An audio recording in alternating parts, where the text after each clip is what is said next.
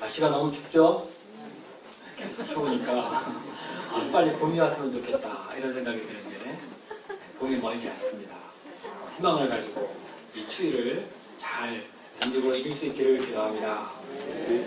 오늘은 1, 2학번들이 3명이나 왔어요. 이야, 좀 놀라운 일이구나. 우리 안진영, 안대일 목사님 동생 진영 선배님도 나오고 그리고 성준양 형제님이 1, 2학번이 됐다 그래요. 네. 그리고 이번 새내기 환영회에 초대되었던 한 명이 나왔습니다. 네. 잠깐 한번 일어서 보실래요?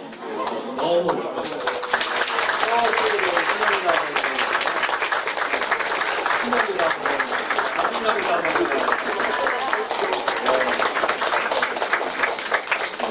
감사합니다. 우리 다 이들을 환영해야 되겠죠, 그죠? 네, 찬양으로 환영하겠습니다. 당신은 사랑받기 위해 태어난 사람, 같이 이들을 환영하는 마음으로 부르고 말씀 듣겠습니다.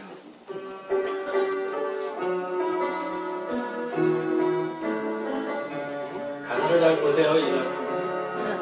당신은 사랑받기 위해 태어난 사람, 당신의 삶 속에서 그 사람 안고 있지요. 당신은 사랑받기 위해 태어난 사람, 당신의 삶 속에서 그 사람 안고 있지요. 애초부터 시작된 하나님의 사랑은 우리의 만남을 통해 열매를 맺고 당신이 이 세상의 소망으로 인해 우리에게 얼마나 기쁨이 되는지.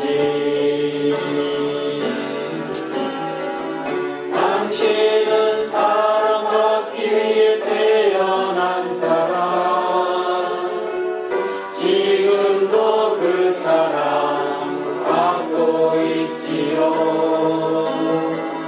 당신은 사랑받기 위해 태어난 사람, 지금도 그 사랑 받고 있지요. 오늘 처음 오신 분들이 대학에서 공부 열심히 하시고 이곳에서 성경도 공부하면서 유명한 진리에 기초한 인생 가치관을 가지고 하나님께 귀하게 쓰임받는 사람이 되기를 기도합니다. 네. 오늘 말씀의 제목은 사울의 망명과 요나단의 믿음입니다. 제목이 좀 그렇지만 대조시켜보려고 이렇게 만들어봤습니다. 요절 말씀은 14장 6절입니다. 우리 함께 읽어보겠습니다. 시작.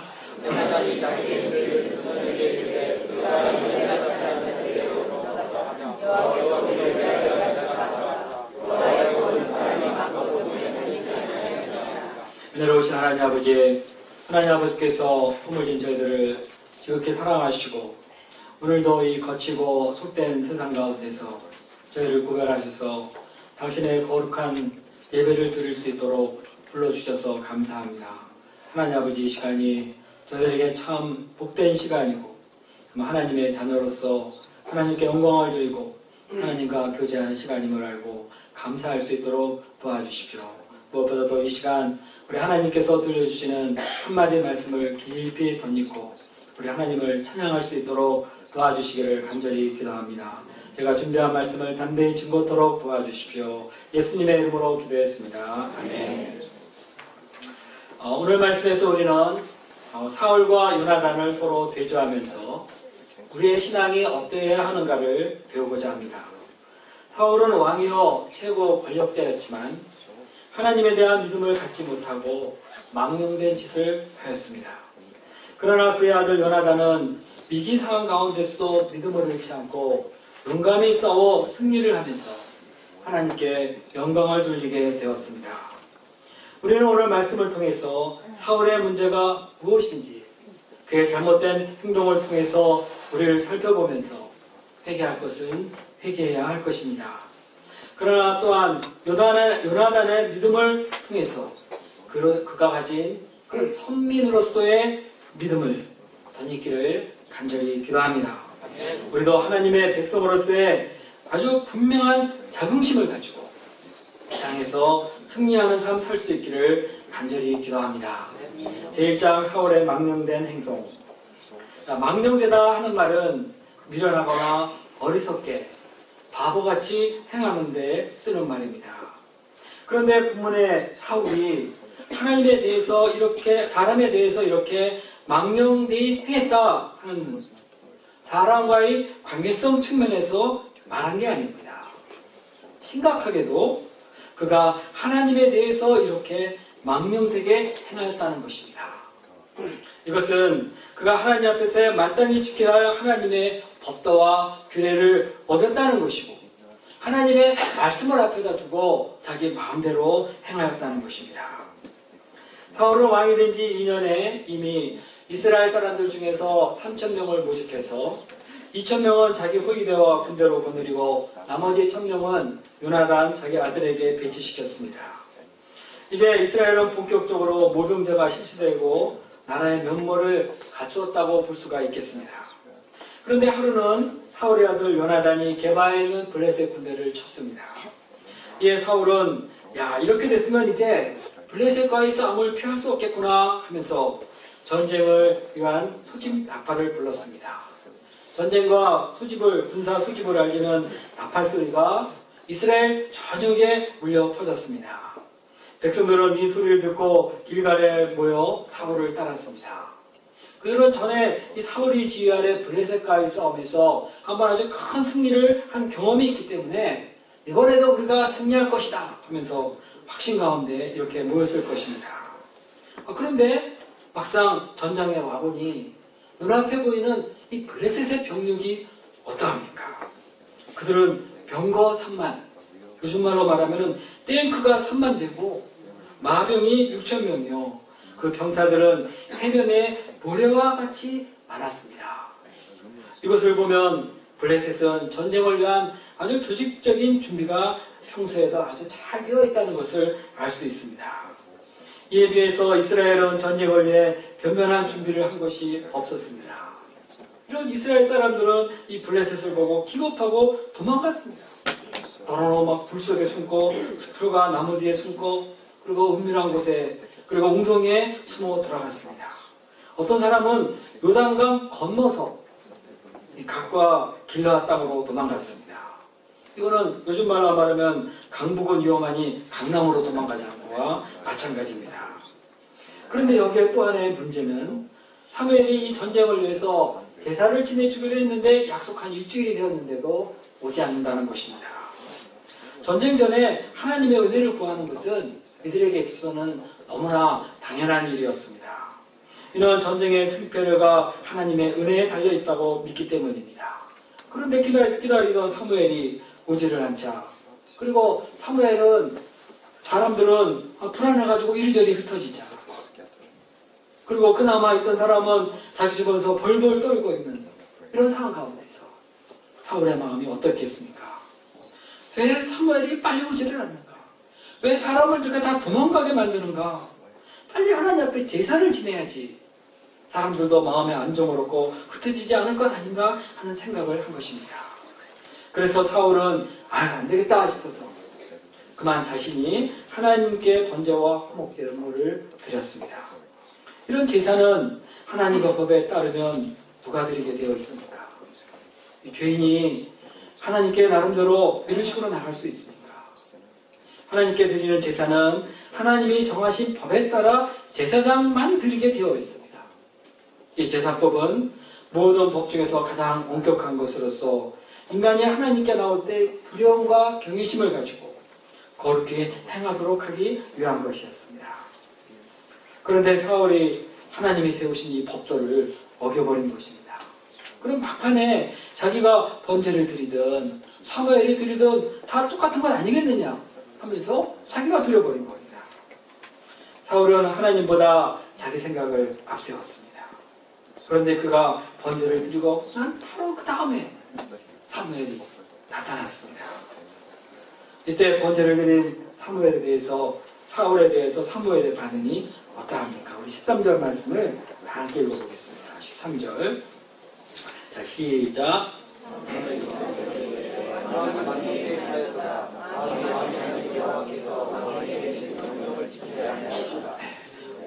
거기까지요. 왕이 망령되이 행하였도다.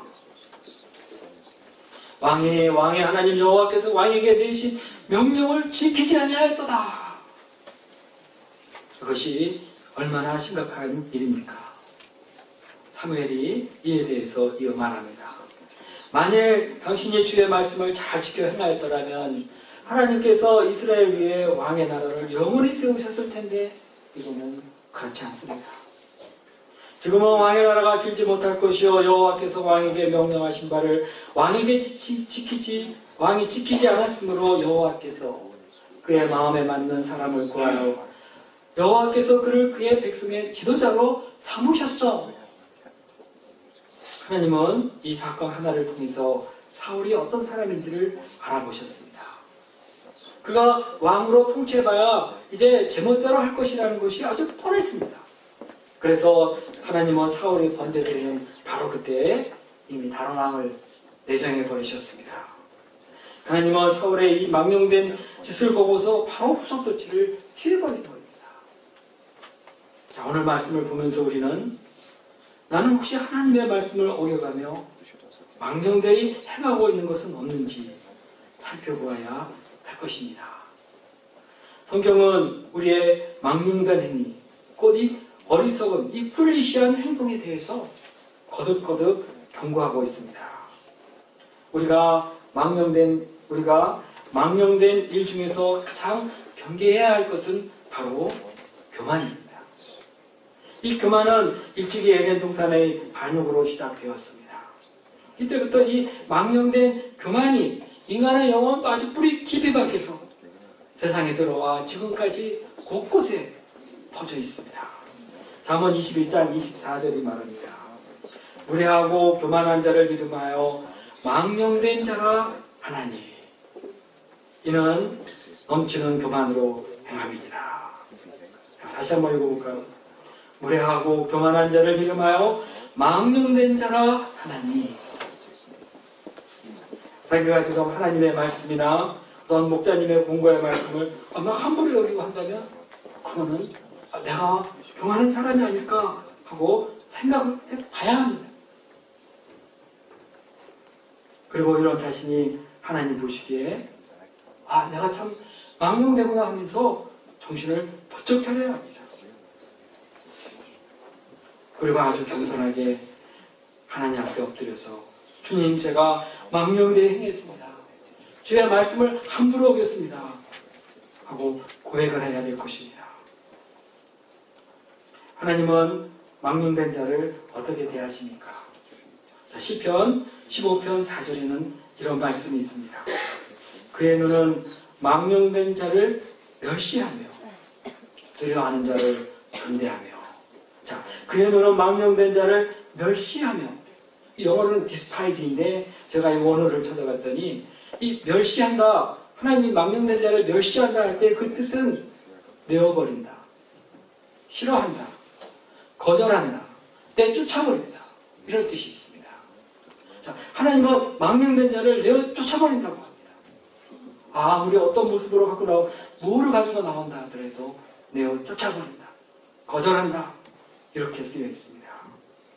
자, 시편 106편 33절은 모세가 무리바에서 물을 달라는 백성을 향해 화를 내면서 지팡이로 반석을 2번 내리쳤을 때 그때 한 말이 망령되었다, 이렇게 기록하고 있습니다.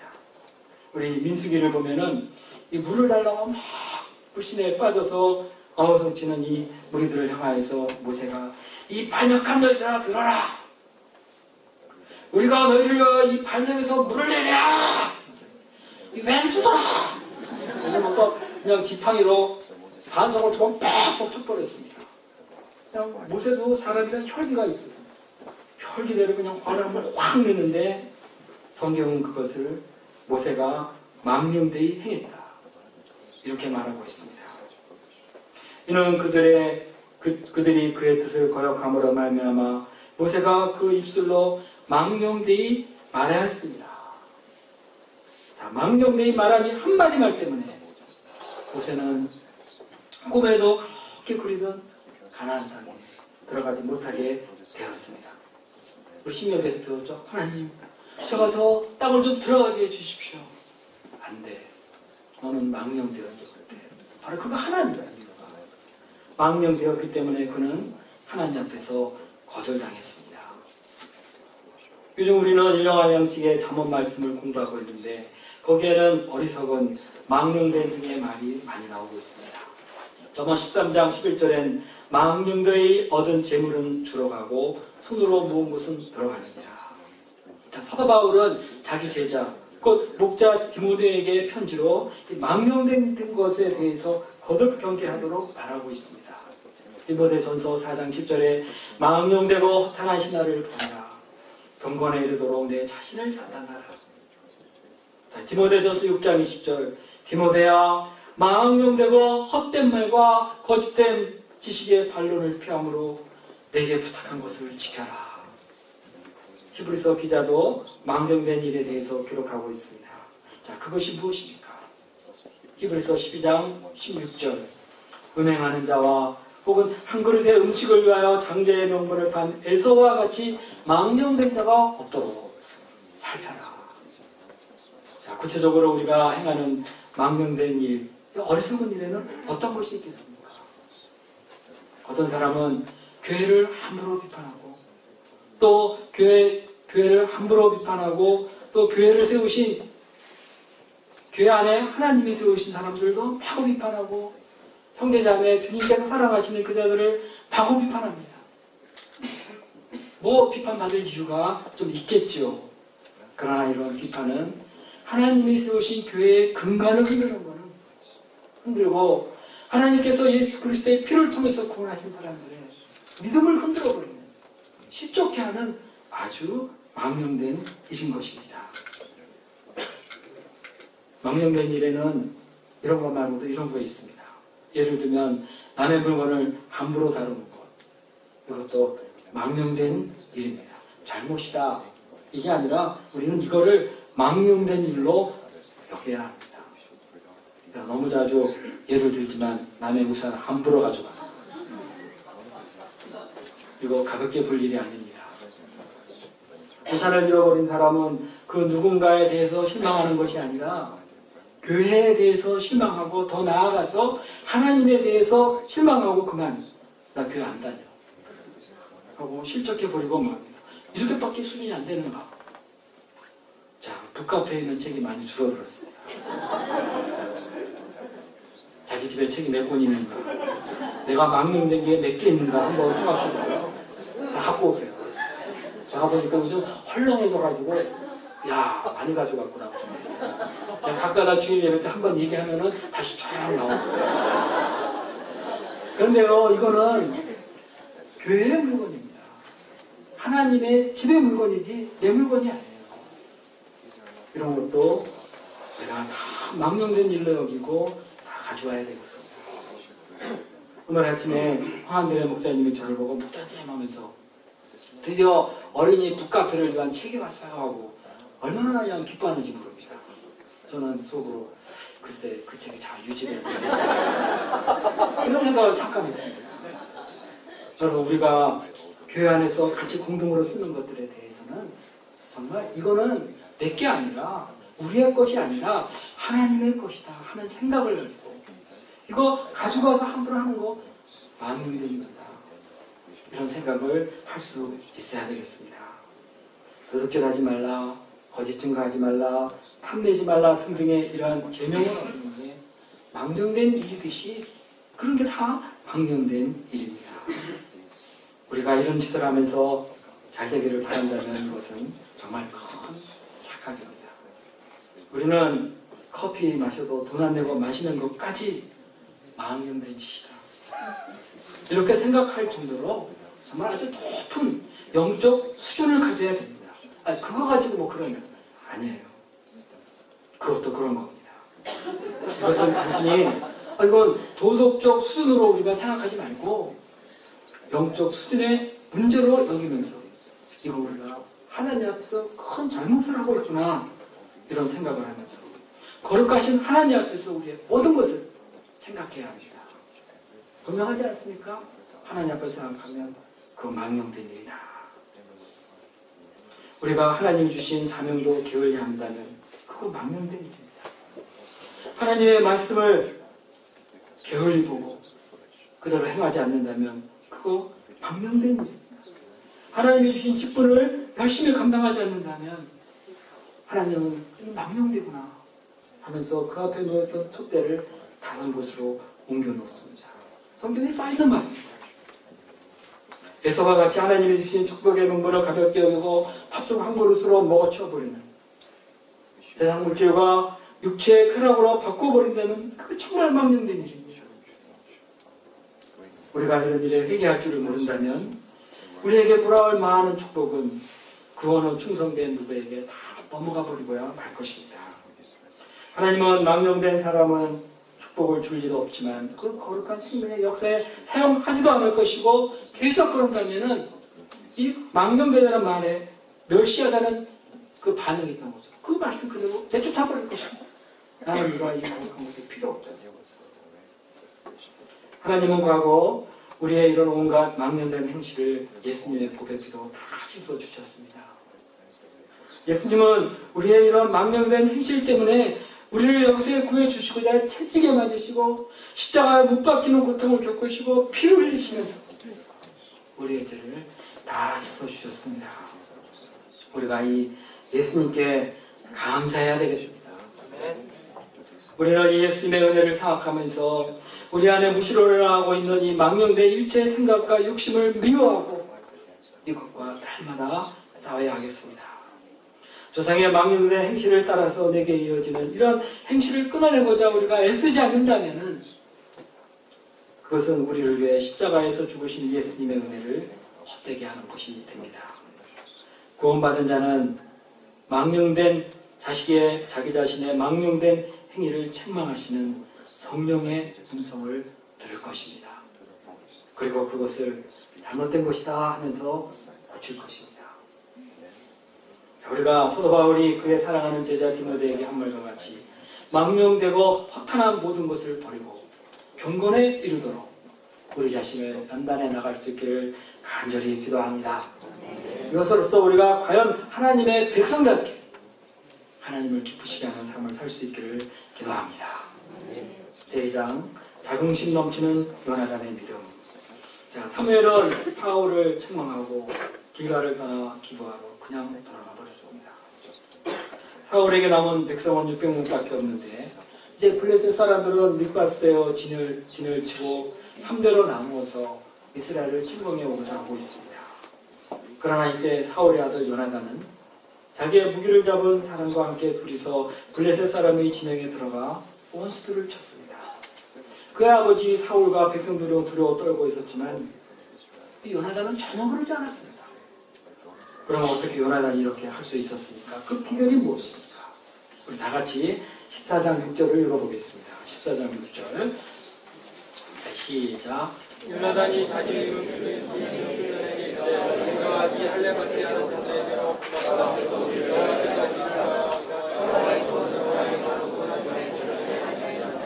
크게 다시 한번 읽어보겠습니다. 요나단이 자기 무기를 든 시작. 요나단이 자기를 무기를 든 소년에게 이르되 우리가 이 할례받지 않는 자에게로 도망가자. 여호와께서 우리를 위하여 일하실까. 여호와의 구원은 사람의 많고 적음에 달리지 아니하느니라. 첫째, 요나단은 하나님의 백성으로서의 아주 탁월한 선민의식을 가지고 있었습니다. 6절 전반부를 다시 보십시오. 요나단이 자기의 무기를 든 소년에게 이르되 우리가 이 할례받지 않은 자에게 건너가자. 그런 블레셋 사람들을 가리켜서 이 할례받지 않은 자들 이렇게 말하고 있습니다. 할례는 하나님이 아브라함과 언약하시면서 행하게 하신 것입니다. 내가 언약을 나와 너 및 너의 대대 후손 사이에 세워서 영원한 언약을 삼고 너와 내 후손의 하나님이 되리라 이렇게 하시고 그 언약의 징표로 할례를 행하게 하셨습니다. 너희 중에 남자는 다 할례를 받아라. 이것이 나와 너희와 너희 후손 사이에 지킬 내 언약이니라. 누구든지 그들 가운데 태어난 자는 다 8일 만에 할례를 행하라고 하셨습니다. 그러므로 이 할례는 하나님의 언약을 살에 새기지만 마음 가운데 분명히 나는 이제 하나님이 선택한 백성이다. 선택한 사람이다 하는 선민의식을 갖게 하는 겁니다. 그래서 이스라엘 백성은 아브라함 이후로 대대 이 할례를 행하였습니다. 세월이 가면서 많은 사람들이 이 할례를 그냥 관습적으로 받기도 하였지만 도로는 여기에 남긴 이 언약의 의미를 마음 깊이 새기면서 난 하나님의 백성이다 하고 이러한 자부심을 갖고 사는 사람이 있었습니다. 오늘 본문에 나오는 요나단이 바로 그런 사람입니다.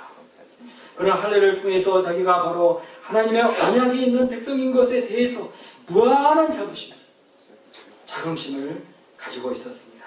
그래서 그는 할례가 없는 블레셋 사람들과 자기 백성들 사이에 무한한 질적 차이가 있다 하고 믿은 것입니다. 그들에게는 하나님의 언약이 없고 우리에게는 있다. 우리는 하나님의 백성이고 그들은 아니다. 전능하신 하나님이 우리 편에 계시다. 그렇기 때문에 전쟁에서도 너와 나가도 이길 수 있다. 이렇게 믿은 것입니다. 사람들은 자신을 남들과 비교하면서 거기에 따라 평가를 합니다. 나는 다른 사람들에 비해서 어느 정도의 사람인가? 사람들은 먼저는 학벌로 자신을 남들과 비교합니다. 상대방은 명문대 출신이고 거기에다가 외국 유수에 대학에서 학위까지 받아왔다. 그런데 나는 영 아닌 것 같다. 우리나라 학벌 위주의 사회되기 때니까 이런 생각이 저절로 들니까 나는 설 자리가 없다. 이런 생각을 하기 쉽습니다. 또 사람들은 외모로 자기 자신을 남들과 비교합니다. 저 사람은 잘생겼어. 예뻐. 장동건 같아. 범비같이 생겼어. 쟤는. 소녀시대 유나같이 예뻐. 내가 누가 예쁜가 한번 물어봤어요. 유나가 예쁘답니다. 그리고 나는 키도 작고 아니야 하고 이런 생각 때문에 그냥 마음이 쪼그라들어버려가지고 그 뭐를 하지를 못해요. 왜 그래? 그런 게 뭐가 중요해? 그래도 그게 중요하다고요. 그리고 마음이 오그라들어 아무것도 못합니다. 어떤 사람은 가문을 비교합니다. 어떤 사람은 자기 직장을 비교하고 직위를 가지고 또 비교의식에 빠져버립니다. 사람들은 약간 이런저런 방식으로 남들과 비교하면서 혹시 내가 낫다 싶으면 그만해주고 아니다 싶으면 이내 심한 열등감에 빠져듭니다. 참 이건 슬픈 일이 아닐 수 없습니다. 우리가 남들과 우리를 비교하는 평가의 기준은 이런 것이 되어서는 안 되겠습니다. 요나단을 보여야 되겠습니다. 요나단의 방식이 뭡니까? 할례를 받았는가 안 받았는가? 하나님의 언약이 있는 백성인가 아닌가? 하나님이 함께 해주는 사람인가 아닌가? 하나님의 축복은 누구에게 약속되어 있는가? 이런 식으로 생각해 보면 어떻겠습니까? 이것이 좀 더 성경적이고 영적인 판단 방법이 아닙니까? 우리는 과거 이스라엘 백성들이 할례를 행하였듯이 세례를 받았습니다. 세례는 하나님이 예수님을 구주로 믿고 하나님을 나의 하나님으로 모셔드리는 일이요. 이로써 하나님이 우리의 영원한 하나님이 되신다는 언약의 징표를 우리 가슴속에 담고 있는 겁니다. 자, 세례를 받았습니까? 하나님은 나는 이제부터 너의 하나님이다. 너는 나의 백성이다. 하는 그 언약을 우리는 이 마음속에 담고 있는 겁니다. 우리는 하나님의 약속이 있는 하나님의 백성입니다. 하나님의 자녀입니다. 그런데 많은 그리스도인들이 자신이 세례교인인 것에 대해서 자부심이 없습니다. 그것이 그냥 정식 기독교인이 되는 하나의 요식행위 같은 것으로 여기는데 결코 그렇지 않습니다. 거기에는 그것 이상의 큰 뜻이 담겨 있습니다. 전능하신 능력으로 천지를 창조하시고 독생자를 보내신 하나님이 내 하나님이요 내 편에 서 계시다. 우리가 이 사실을 믿고 의지하면서 우리의 문제를 풀어나가야지 소위 말하는 이 세속적인 스펙이나 소셜 포지셔닝 기준으로 생각한다면 우리가 하나님 자녀된 그 의미, 세례를 받은 그 의미는 우리의 삶 속에서 자연히 퇴색되어 사라져버리고 말 것입니다. 자, 우리는 다릅니다. 나는 다릅니다. 베트남 분들 한번 얘기해 볼까요? 나는 달라요. 나는 하나님의 백성이에요. 하나님이 내 편이라니까요. 자, 시편 122편을 보십시오. 시편 122편에 이렇게 써 있습니다. 내가 산을 향하여 눈을 들이라. 나의 도움이 어디서 올까? 나의 도움이 천지를 지으신 여호와에게서로다. 우리는 도움을 구하려 이웃집 아저씨도 찾아가고 아줌마도 찾아가지만 우리의 도움은 천지를 지으신 새가 있어라, 빛이 있어라 하면 쫙 생겨나오는 그 하나님입니다. 나의 도움이 천지를 지으신 여호와에게로다. 여호와께서는 너를 실족하지 아니하게 하시며 너를 지키시는 이가 졸지도 아니하시리라. 이스라엘을 지키시는 이는 졸지도 아니하시고 주무시지도 아니하리로다. 여호와께서 너의 출입을 지금부터 영원까지 지키시리로다. 스위스의 한 선교사님은 자신이 어떤 회사에서 일하게 되었는데 자신이 크리스찬인 것을 멸시하고 또 동양인인 것을 멸시하는 사람을 만나게 되었습니다. 그 사람은 사사건건 이런저런 끌고 가는 거 가지고 시비를 걸면서 이 선교사님을 괴롭혔습니다. 그러나 그 선교사님은 이에 전혀 주눅이 들지 않았습니다. 속으로는 당신이 하나님의 자녀인 나를 무시해? 더군다나 난 하나님의 말씀을 따라 선교사로 나왔는데 나를 몰라보고 함부로 해? 어디? 나를 무시하는 당신 얼마나 잘 되나 보자 하면서 정말 두고 보기로 했습니다. 그런데 때가 되면 그리고 그는 때가 되면 당신 반드시 하나님이 손을 볼 것이다. 이런 믿음을 가졌다고 했습니다. 그런데 정말 때가 되자 그 사람은 회사에서 쫓겨나고 선교사님은 오히려 승진하고 승리하였다고 했습니다. 하나님이 나를 선교사로 보냈다. 그러니까 여기서 일하게 하실 것이다. 선교하게 하실 것이다. 분명한 믿음. 선교사로서의 자긍심을 가졌을 때 하나님은 그에게 스위스에서 외국인으로서는 가까워지고 영주권도 아주 빠른 신뢰 내줬다. 이런 간증을 하였습니다. 자, 우리는 이런 높은 자존심을 가지고 살아야 하겠습니다. 예수님을 믿는 그 믿음의 할례가 우리의 마음에 행하여진 후에는 우리는 세상 사람과는 달리 구별된 특권층입니다. 특권층은 우리 아주 본능적으로 반발심이 좀 들죠. 그러나 우리는 영적인 특권층입니다. 이걸 알아야 돼요. 특권층. 네? 하나님의 언약이 있는 그런 사람들입니다. 물론 우리가 믿음으로 사는 동안에 이 땅에서 잠시 고난에 처할 수 있습니다. 그러나 결국 승리할 것입니다. 그리고 예수님이 재림하실 때 우리는 영광 중에 구름 속으로 끌려 들어갈 것이고 우리를 미워하는 자들은 무서운 영벌에 던져질 것입니다. 우리는 특권주. 나는 하나님께서 각별하게 구별하신 사람. 내게 주신 축복이 엄청나다. 자, 우리 찬송가 391장 한번 우리 이 그리스도인으로서 하나님의 자녀로서의 이 자존감을 가져오면서 한번 불러보겠습니다. 찬송가 391장.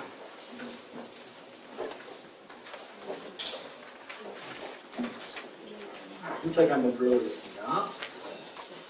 우리 놀라운 것을 예수님.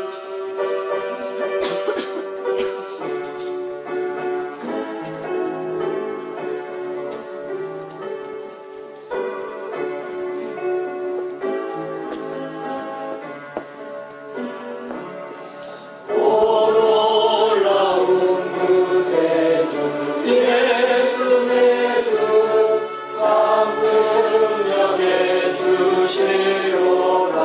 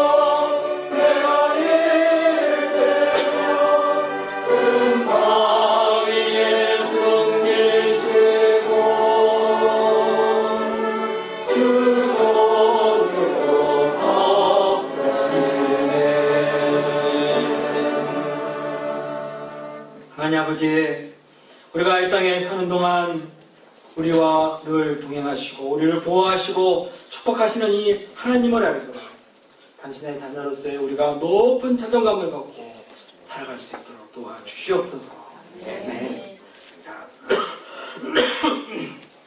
둘째로 요나단은 이 전쟁에서 하나님이 승리를 주실 것을 믿었습니다. 비록 자기는 두 사람이지만 아무리 상대가 바다의 모래와 같이 많다 하더라도 승리를 주실 것을 그는 믿었습니다. 사울은 흩어지는 무리를 보고 어쩔 줄을 몰라 하고 당황했지만 요나단은 하나님이 나와 함께 하신다. 저 할례 없는 자들을 내가 승리하게 하실 것이다 하면서 적진으로 들어가 싸웠습니다. 그러니 하나님이 함께 하시면 자기와 자기의 무기를 든 두 사람이 올라가도 얼마든지 이길 수 있다. 14장 6절 후반부를 보십시오. 건너가자. 여호와께서 우리를 위하여 일하실까 하노라. 여호와의 구원은 사람의 많고 적음에 달리지 아니하느니라. 이런 그런 적진 가까이 가서 전투에서 하나님이 승리를 주실 것인가에 대해서 사인을 구하고 이 사인이 떨어지자마자 바로 공격했습니다. 나를 따라와라. 여호와께서 그들을 우리 손에 이스라엘 손에 넘기셨느니라.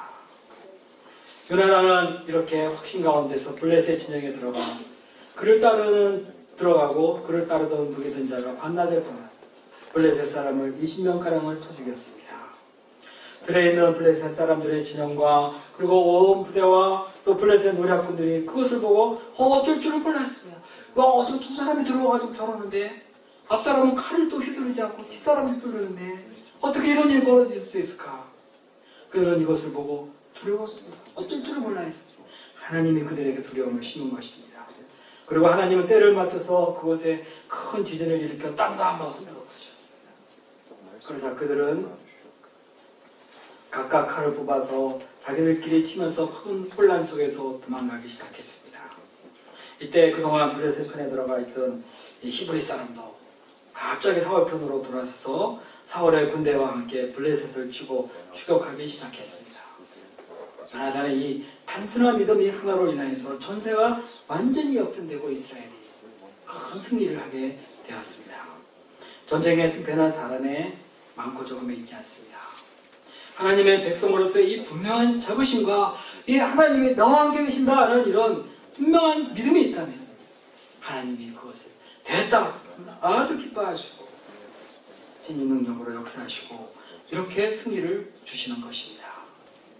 예수님은 당신을 따르는 제자들에게 또 세계 선교를 할 제자들에게도 이런 말씀을 하셨습니다. 볼지어다 세상 끝날까지 내가 너희와 함께 하리라. 이 12 제자들은 불림없이 사방 곳곳으로 세계 곳곳으로 터졌습니다. 이 복음을 만방에 전하였습니다. 자, 이 하나님은 삼천하지의 하나님이십니다. 시편 기자가 이렇게 말했습니다. 하늘에서는 주 외에는 누가 내게 있으리요? 땅에서는 주밖에 내가 사모할 리가 없나이다. 놀라운 말씀이 아닐 수 없습니다. 하늘에는 주 외에 누가 내게 있고 땅에서는 주밖에 내가 사모할 사람이 누가 있겠는가? 시편 27편에는 이런 말씀이 있습니다. 여호와는 나의 빛이요 나의 구원이시니 내가 누구를 두려워하리요? 여호와는 내 생명의 능력이시니 내가 누구를 무서워하리요? 악인들이 내 살을 먹으려고 내게 왔으나 나의 대적들 나의 원수들인 그들은 실족하여 넘어졌도다. 군대가 나를 대적하여 진을 칠지라도 내가 두렵지 않은데 전쟁이 일어나 나를 치료할지라도 나는 여전히 태어나리로다. 그러고 보면 이곳에 모인 우리는 얼마나 영광스러운 직분을 가진 선택된 자들이고 그리고 이미 우리가 하는 모든 일에 있어서 이미 정해진 승리자들이 아닙니까? 우리는 정해진 승리자들입니다. 단 이 믿음만 갖고 있다면. 지난 금요일 새내기 환영회 때 신입생 2명이 오고 또 일본 교환학생이 2명 왔나 그리고 또 1012학번 11학번 양들이 많이 나왔다고 합니다. 자, 비록 나는 족받겠지만 우리가 믿음으로 할 때 하나님이 기뻐하시고 이런 역사를 이루어 주신 것입니다. 이처럼 우리가 양들의 목자로서 그야말로 영적으로 할례받은 자로서의 이런 분명한 자부심을 가지고 무슨 일을 하든지 확신을 가지고 한다면은 하나님이 친히 역사하시고 승리를 주실 것입니다. 아멘. 그러면 새 학기를 앞두고 있습니다. 자, 우리는 분명한 자부심을 가져야 되겠습니다. 나는 하나님이 세우신 목자다. 이들을 구원하기 위해서 특별히 세우신 목자다. 나는 하나님의 백성이다. 그러기 위해서 하나님은 내 편에 서 계시다. 이런 분명한 믿음을 갖고 있다면 우리는 어떤 일을 당해도 쭈그러들거나 주눅들지 않고 당당하게 일을 계속해 나갈 수 있을 것입니다. 우리가 하나님의 사람들께 날마다 주의 말씀을 읽고 묵상하고 기도하면서 하나님 의지하기를 배우고 승리하는 삶을 살 수 있기를 간절히 기도합니다. 우리에게 분명한 영적인 자부심, 자기 신분에 대한 분명한 영적인 자부심과 자긍심을 가지고 믿음으로 한다면 하나님은 땅을 흔들어서라도 우리에게 승리를 주실 것입니다. 이 하나님께 감사와 찬양을 드립니다. 기도하겠습니다. 내려오신 하나님 아버지, 오늘 저희가 4월에 망령된 행실을 생각하고 우리 마음 가운데 있는 망령된 모든 것에 대해서 버리고자 하는 소원을 던지게 하셔서 감사합니다. 주님, 우리가 사람 사이의 일로 여기지 않냐고 이제는 우리는 하나님 앞에 서 있는 자라는 것을 알게 도와주십시오. 거룩하신 하나님 앞에 서서 살며 조금이라도 주의 말씀을 어긋나게 하는 모든 것이 망령된 일인 줄 알고 이러한 죄악들과 싸울 수 있도록 도와주십시오. 그리고 이제는 하나님의 선택된 백성으로서의 분명한 자긍심을 가지고 힘써 믿음으로 일하며 승리하는 우리들이 되도록 도와주시기를 간절히 기도합니다. 예수님의 이름으로 기도했습니다.